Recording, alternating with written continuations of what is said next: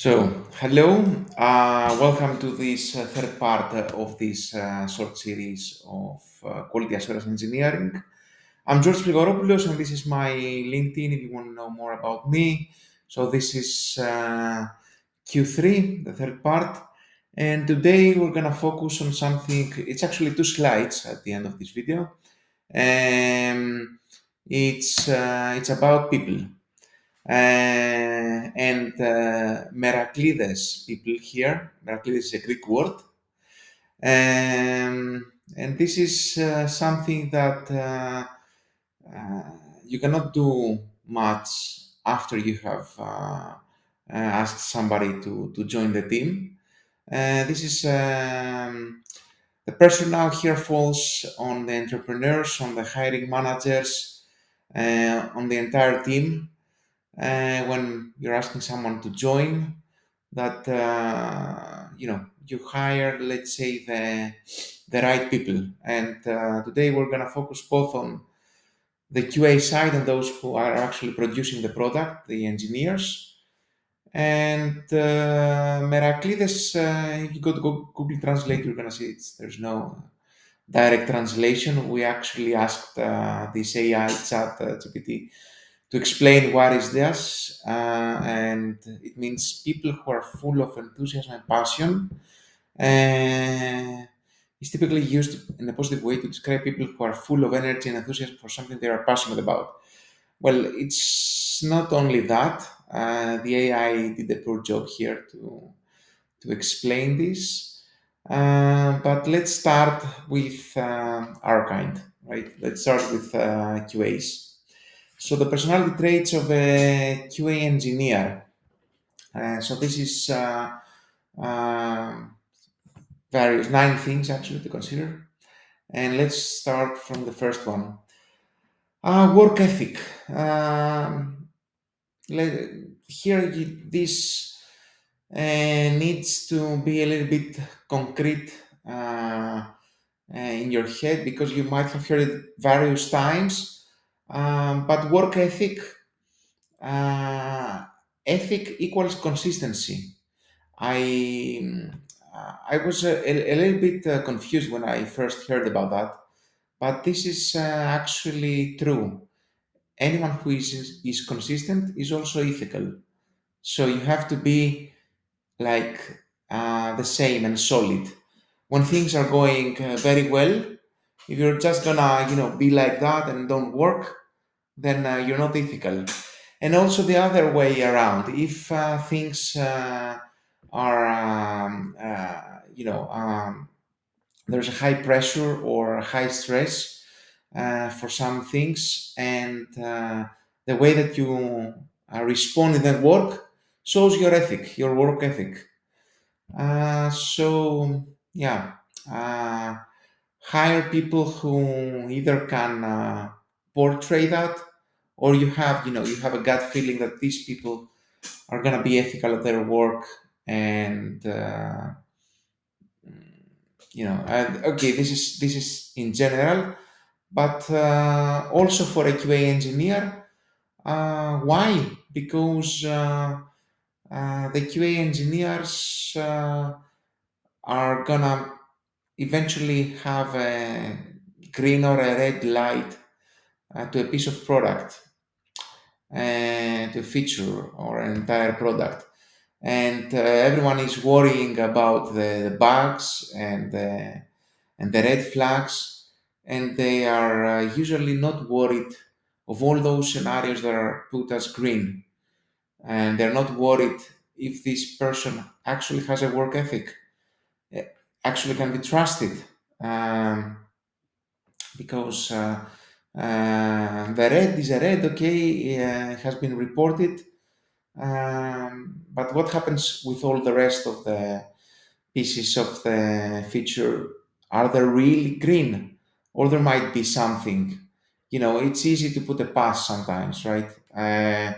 If you don't have a person who has a great work ethic, then a QA engineer like that is going to put a pass at something that might be very critical, or he has superficially tested that, and this is certainly something that you didn't want from a QA engineer. Second, responsible. Now, again, touching a very difficult subject here because in Scrum team, supposedly the responsibility belongs to the entire team. Um, but for sure, the QA engineer should not have the 100% of the responsibility, but on the other side, cannot either have the 0%, right? Some part of the job of the QA engineer is actually the responsibility. This is his or her motivation behind that, right? Because uh, if he had, he or she anyway, had zero responsibility, imagine, what would happen then. He wouldn't care. He would put everything as a pass, for example, or he would create very superficial scenarios, or wouldn't care about creating any tricky scenarios. So the motivation is for him to be responsible and feel, that it's his responsibility if things start going badly, have a lot of incidents on production, etc. And so you want, someone who cares. I split caring into two parts. First part is care for business. He needs to care that the business is going well. uh, Ideally he could also like the product. He could feel that the product, he's part of the product that is being released to the world, right? So he needs to care for the business, but also on the other side he needs to care for the team, because the findings of the QA engineer has to be, it's going to put, it's going to bring to the surface perhaps things that, are not well maintained from the past, or anyway, his findings is sometimes easy, sometimes more difficult to be brought to the surface. But once they are there, it's going to put pressure to the team. So this is something that you need to very carefully consider, because whenever you're reporting, you need to think of this finding, how it's going to be handled. It's much different, to have reports, for example, that in a team that has a lot of time to solve them, and it's different to bring 100 reports, for example, at the same day, to a team that is already fully stressed. So you need to care for the team. Actually, care for the people, care to help them in this process of striving for better quality. One other thing is that he needs to be restless. Um, well, this is because uh, uh, you want someone who is there to generate more and more scenarios, because actually the scenarios, if you actually think about it, it's very easy to bring variations of the scenarios and have sometimes surprising or findings. You might find it's very easy in a very complex system to always find defects that they were lurking there to be found. Other thing is that you want him or her to be professional. He needs to be professional in his attitude. This is because this has all sorts of implications, um, and usually this comes again to uh, how would you put to the position of the QA engineer someone who has just graduated from university and has, in general, has zero working experience, would be difficult because the QA engineer is going to deal with a lot of people, and his findings might propagate to various teams. So his professionalism, is something that it's going to play a role. Presentation skills. This is something that the QA engineer, is going to be required, because a lot of QA engineers, they use so much the application. They have the luxury of time to use the application more than than many other people in the company. We described this a lot in the previous video, and usually, he needs to present his findings either internally to the product owners, or sometimes externally to customers. And either way, as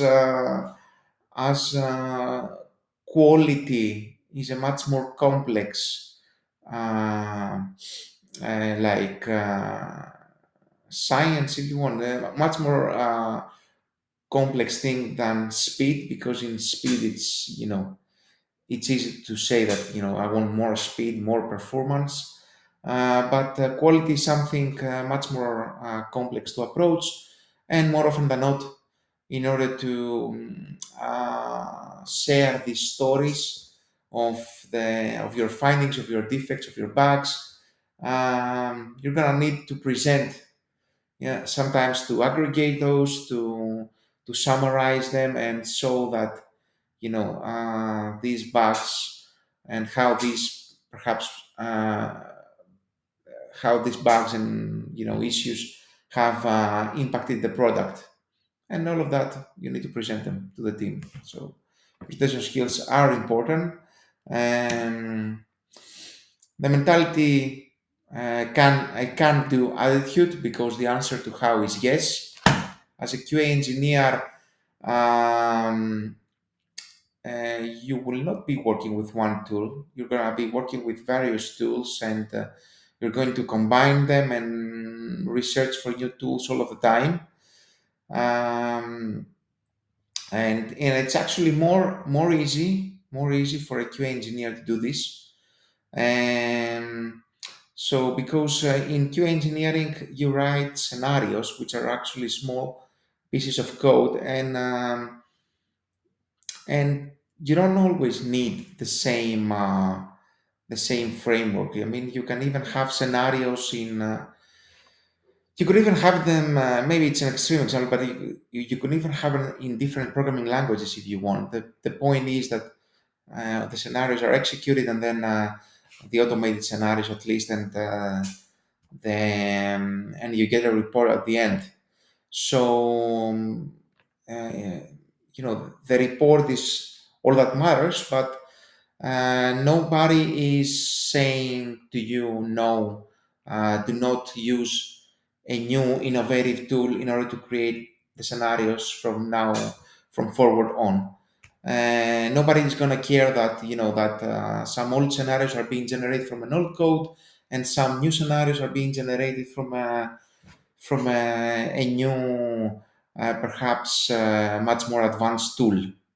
So this means that since you can easily, more easily migrate your toolset, then a QA engineer should have, how we're gonna do it, a yes attitude to that. And then finally, a disgust of bad quality. Because at the end of the day, if you really consider this, it's a feeling, right? If you're seeing something, if you're working with something, and you cannot feel that something is of better quality. For example, let me grab here two. uh, two phones, right? As I'm holding them, I guess you can easily understand, which one is the older phone and which is the more shiny, better phone. Even if they don't have a huge difference here, it's easy for you to understand. And the point is not only understand, but have an emotional response inside you, right? That this is of bad quality. We need to fix this. I mean, you're wearing the hat of the customer. You're the voice of the customer, actually, right? As a QA engineer, uh, if something is of bad quality, you have to be there to remind to the team that this doesn't feel right. I mean, even if it's working okay, if it's bad quality because the whole navigation through the screens is not fluent, for example, then this is bad quality. It doesn't really matter if every screen is very beautiful if the users cannot navigate. This is bad quality. Or if everything, or if you have images that for some silly bug, for example, they're being rendered of low resolution. Again, this is bad quality. The slightly low resolution might look, to customers that are more sensitive, they're going to immediately subconsciously say that, why am I reading here? Why am I browsing this application that all of the images have low resolution? Something is wrong here. It's gonna worry the weak user. This is bad quality. And so this is keep this. I'm not again. I'm not telling you how you're gonna do it, how you're gonna what questions to ask. Uh, but these are, you want this personality trait. You want someone to have all of that. A person that you are is joining your team to have all of these personality traits. So now let's go to. Um, Actually, I'm hiding here with my camera the word Meraklides indeed. So let me put myself there, and now I want to talk about the engineers, about the people who are actually delivering high quality, right? So, what's so special about people delivering high quality? Uh, have you ever wondered that? I mean, you must have been in teams that some people are consistently delivering better quality than others.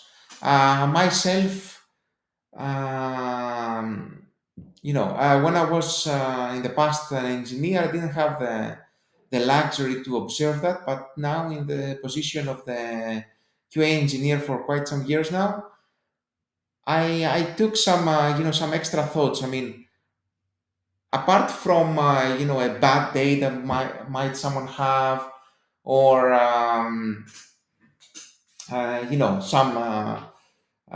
sometimes because of a systematic uh, thing that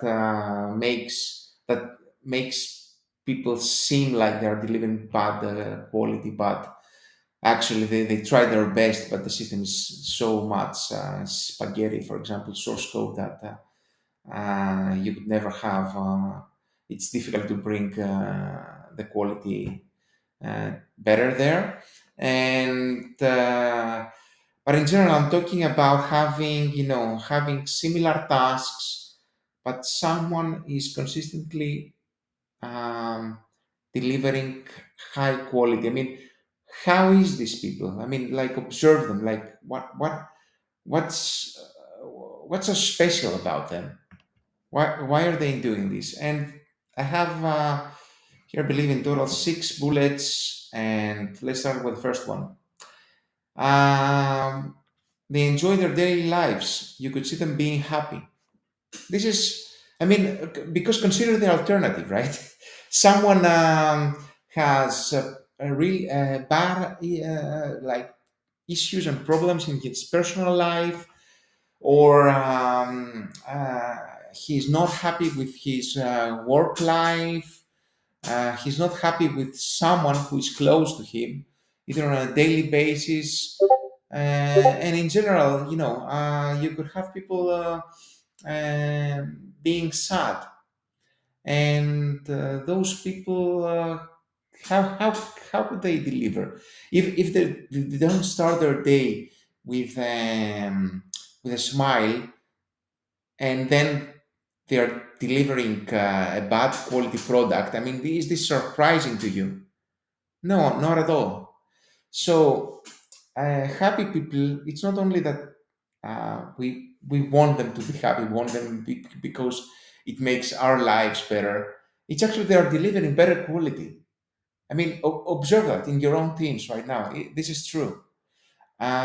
Second, they have intrinsic motivation to do their work, salary, etc. Are all side effects.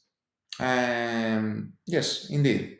So because um, you have to think about it, as you are a Formula One driver. Consider yourself that you're a Formula One driver.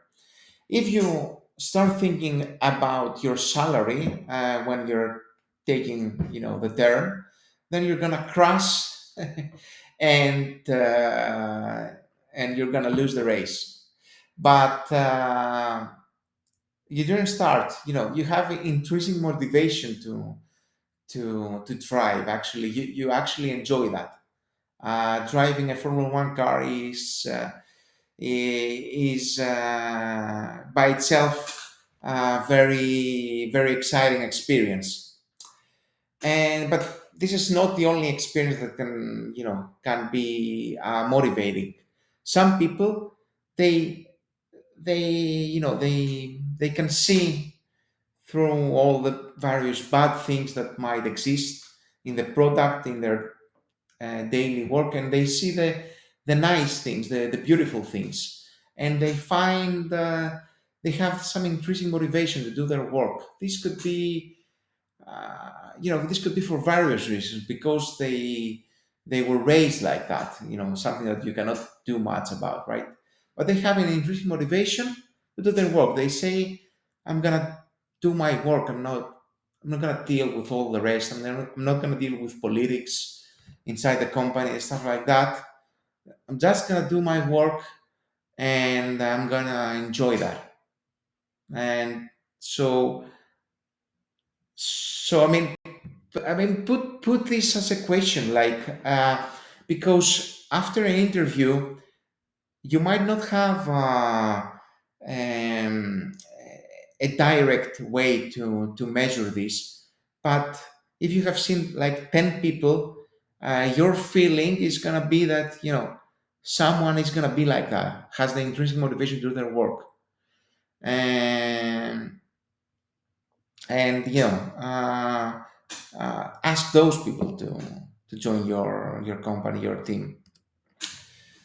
Other thing, what's so special about the people who deliver high quality? They're here to share knowledge, and everyone in the team feel their presence and participation. I mean, especially nowadays that you have a lot of things happening online, and people, for example, being behind the computer screen, working from the home, or from the cafe, or from a co-working space, etc. And you can see that some people are, they're participating much, much more. And I mean, have you seen this? That these are the same people who are gonna deliver you high quality, because they're engaging. They're engaging with the team. They're engaging with the product. They're enjoying themselves, and they're making others feel like they're participating. They're asking questions. They're showing that they're interesting, because participating, and and they're not afraid of actually sharing the knowledge. Someone who who actually has enjoys himself is gonna share the knowledge, and this knowledge, I mean, imagine like you have 10 people who are all enjoying themselves, they are sharing knowledge to each other. I mean, what kind of product are you expecting at the end? You're expecting a much, much higher quality product than people just, doing their job and, like, like, imagine them in their cubicle, for example, doing their job. This is not, this is not the way that, this is not the person that you would want in the team. You don't want soldiers when you have. I mean, even soldiers. I mean, are more participating than some people who are just. You might not hear them the entire day, and supposedly at the end of the day they delivered something. But okay, and sometimes, and don't get me wrong, sometimes you need to do deep work. You need to to focus and shut everything else.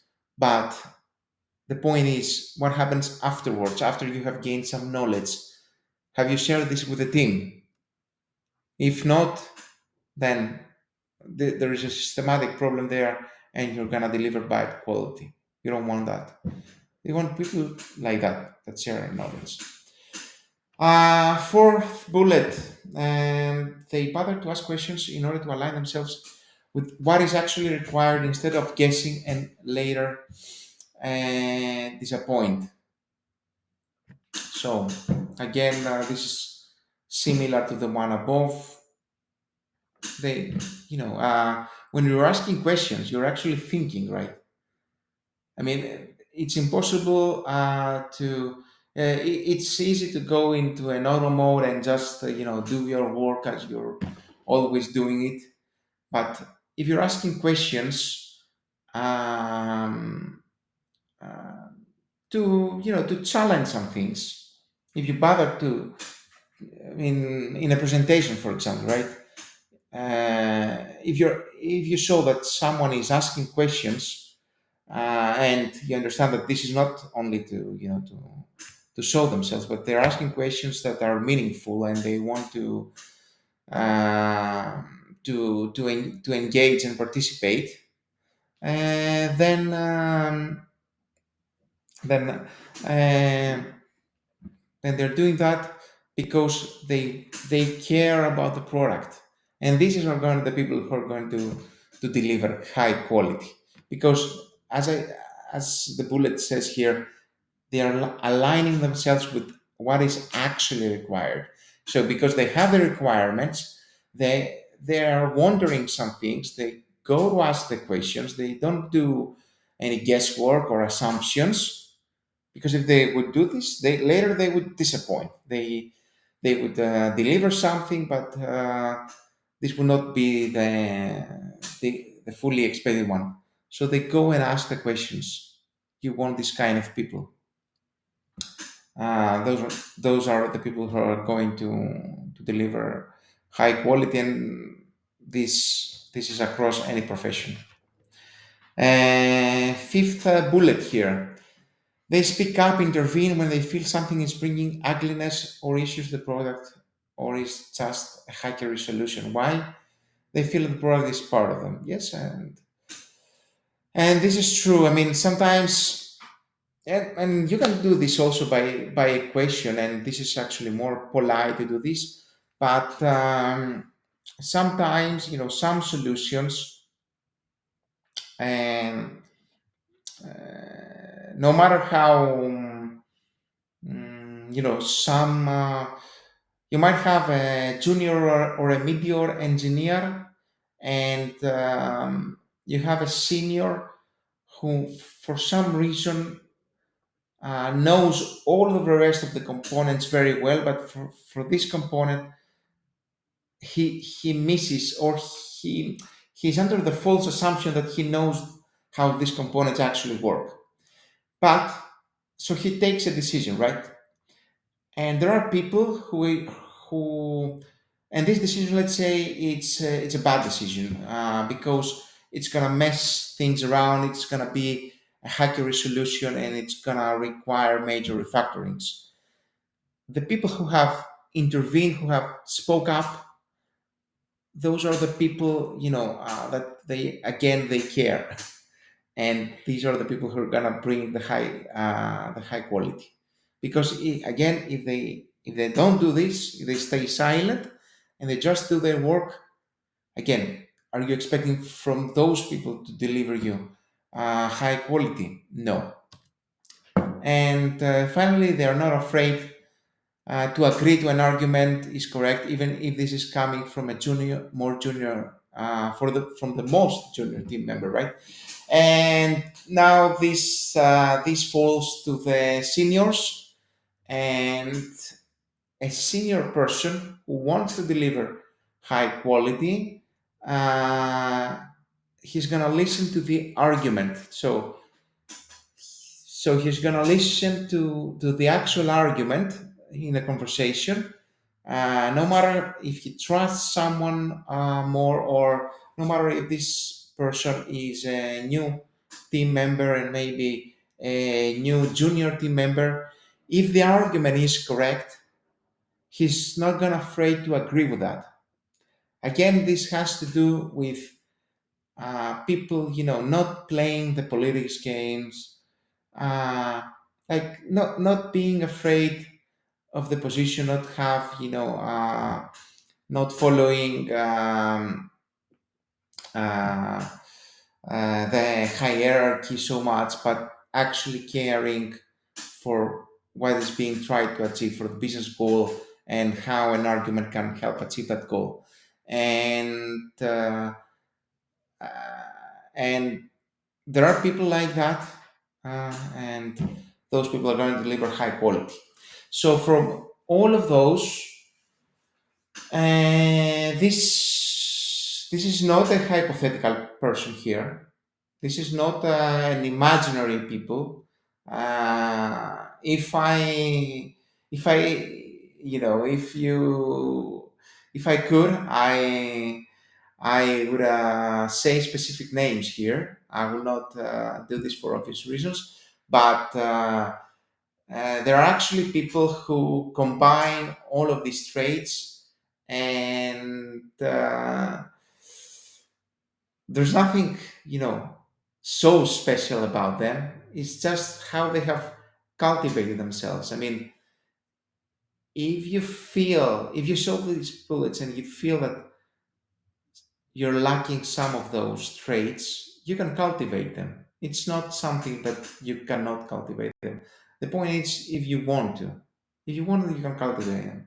Now, being from the hiring position, from the position of asking someone to join a team, you have again to trust, to try to take each of these bullets and try to see if you can have an interview question that can bring the truth for these kind of bullets, or um, for these kinds of personality traits, or again, take a moment, read these bullets, and have in mind a potential person that you want to ask him or her to join the team.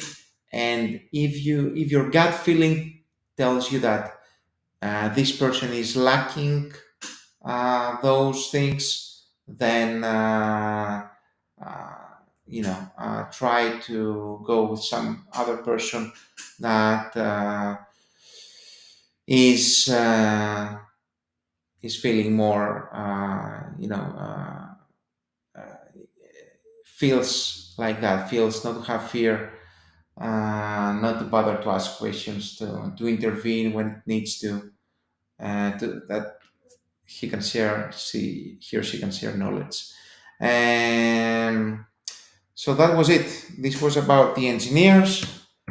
This was about, if you will go back, the personality traits of a QA engineer, and basically these are the Meraklides people, uh, and you can call them Meraklides. There's no direct translation, Meraklis. Meraklides is the plural.